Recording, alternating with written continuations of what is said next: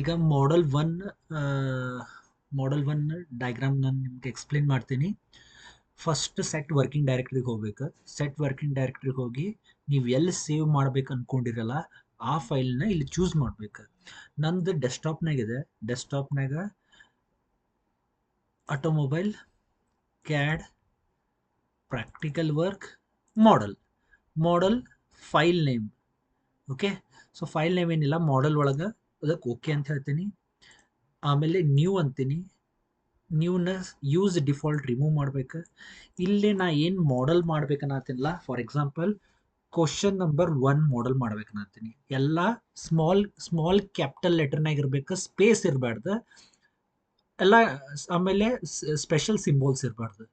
So small letter ಮತ್ತು number ಅಷ್ಟೇ ಇರಬೇಕು. Press okay.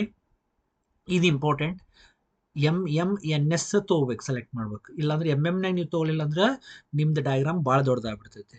ಓಕೆ, ಎಮ್ ಎಸ್ನಾಗ ತೊಗೋಬೇಕು. ಓಕೆ, ಫಸ್ಟ್ ಮಾಡೆಲ್ ಮಾಡತ್ತೀನಿ ನಾನು. ಸೊ ನಾ ಏನು ಮಾಡ್ತೀನಿ, ಫಸ್ಟ್ ಮಾಡೆಲ್ ಇಲ್ಲೇ ಎಕ್ಸ್ಟ್ರೂಡ್ ಅಂತ ಇರ್ತೈತಿ, ರಿವಾಲ್ವ್ ಅಂತ ಇರ್ತೈತಿ. ಹಂಗೆ ಇವೆಲ್ಲ ಬೇರೆವೆಲ್ಲ ಈ ಕಡೆ ಬಂದಿರ್ತಾವೆ. ಓಕೆ, ಒಬ್ಬರೊಬ್ಬರದ್ದು ಇವನ್ನೆಲ್ಲ ತೆಳಗೆ ಬಂದಿರ್ತವೆ. ಸೊ ನೀವು ಇಲ್ಲೇ ಎಕ್ಸ್ಟ್ರೂಡ್ ಅಂತ ಓದ್ಬೇಕು. ಎಕ್ಸ್ಟ್ರೂಡ್ ಅಂತಂದ್ರೆ ಈ ಲೀನಿಯರ್ ಆಗಿ ಫಿಲ್ ಹಾಕೊಂತ ಹೋಗುತ್ತೆ material. So extrude. Next placement ಅಂತ ಹೋಗ್ಬೇಕು. ಪ್ಲೇಸ್ಮೆಂಟ್ ಅಂತ ಹೋದ್ಮ್ಯಾಗ ಡಿಫೈನ್ ಅನ್ಬೇಕು.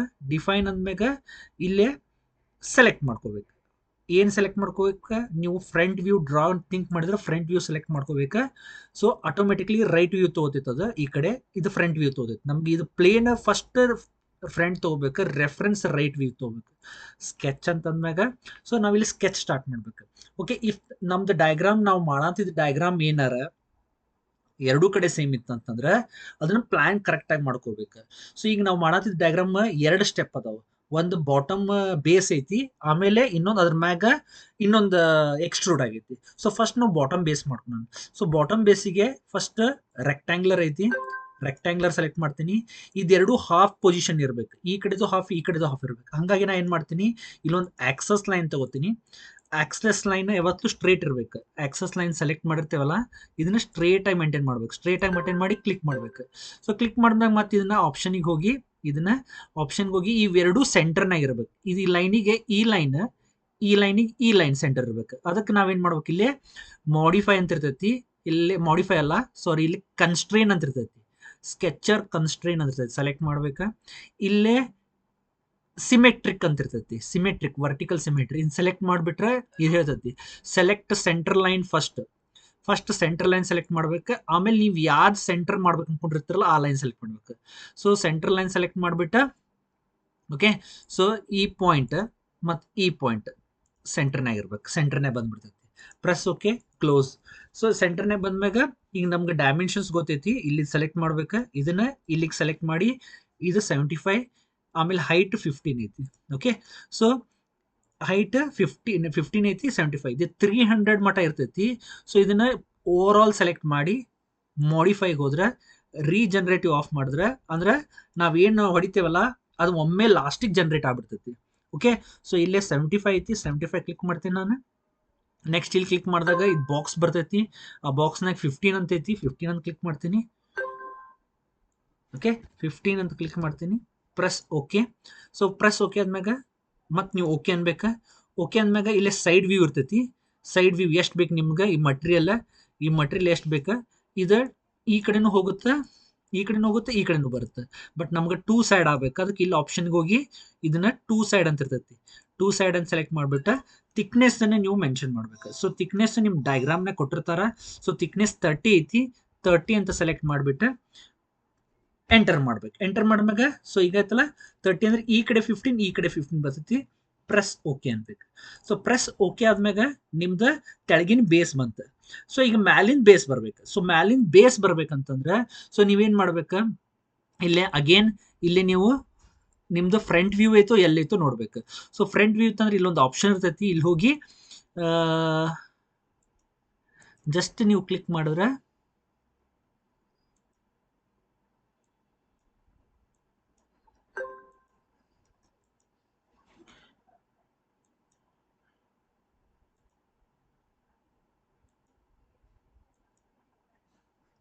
ಓಕೆ.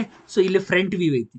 ಸೊ ಇಲ್ಲಿ ಫ್ರಂಟ್ ವ್ಯೂಗೆ ಏನು ಮಾಡ್ಬೇಕಂತಂದ್ರೆ ನೀವು ಎಕ್ಸ್ಟ್ರೂಡ್ ಸೆಲೆಕ್ಟ್ ಮಾಡ್ಬೇಕು, ಪ್ಲೇಸ್ಮೆಂಟಿಗೆ ಹೋಗ್ಬೇಕು, ಡಿಫೈನ್ ಅನ್ಬೇಕು.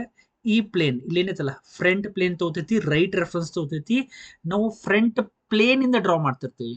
ಸೊ ಫ್ರಂಟ್ ಪ್ಲೇನ್ ಇಂದ ಡ್ರಾ ಮಾಡ್ತಿರ್ತೀವಿ, ಹಾಗಾಗಿ ನಾವು ಫ್ರಂಟ್ ಪ್ಲೇನ್ ಚೂಸ್ ಮಾಡಿದ್ವಿ ಅಂತಂದ್ರೆ ನಾವು ಸ್ಕೆಚ್ ಅಂತ ಹೇಳ್ತೀವಿ. ಆ ಪ್ಲೇನ್ ಇಂದ ನಾವು ಡಯಾಗ್ರಾಮ್ ಸ್ಟಾರ್ಟ್ ಆಗುತ್ತೆ, ಸೆಂಟರ್ ಪ್ಲೇನ್ ಇಂದ ಸ್ಟಾರ್ಟ್ ಆಗುತ್ತೆ. ಸೊ ಇದನ್ನ ಇದ್ರ ಮ್ಯಾಗ ಡಯಾಗ್ರಾಮ್ ತೆಗಿಬೇಕಾದ್ರೆ ನೀವೇನ್ ಮಾಡ್ಬೇಕು, ಸ್ಕೆಚ್ ಅಂದ ರೆಫರೆನ್ಸ್ ಅನ್ಬೇಕು, ಇದೊಂದು ಲೈನ್, ಇದೊಂದು ಲೈನ್, ಇದೊಂದು ಲೈನ್ ರೆಫರೆನ್ಸ್ ಅನ್ಬೇಕು. ಸೊ ರೆಫರೆನ್ಸ್ ಅಂದ ಮ್ಯಾಗ ಇದನ್ನ ವೈರ್ ಫ್ರೇಮ್ ಅನ್ಬೇಕು. ವೈರ್ ಫ್ರೇಮ್ ಅಂತಂದ್ರೆ ಏನಾಗುತ್ತೆ, ಮೂವ್ಮೆಂಟ್ ಆಗುತ್ತೆ. ಇದು ವೈರ್ ಫ್ರೇಮ್ ಅಂತಂದ್ರೆ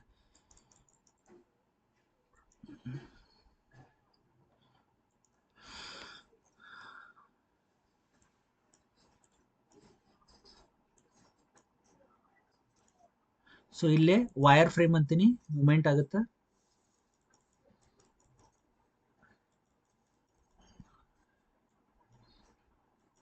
ವೈರ್ ಫ್ರೇಮ್ ಅಂದೆ, ಇಲ್ಲಿ ಮೂವ್ಮೆಂಟ್ ಆಗುತ್ತೆ.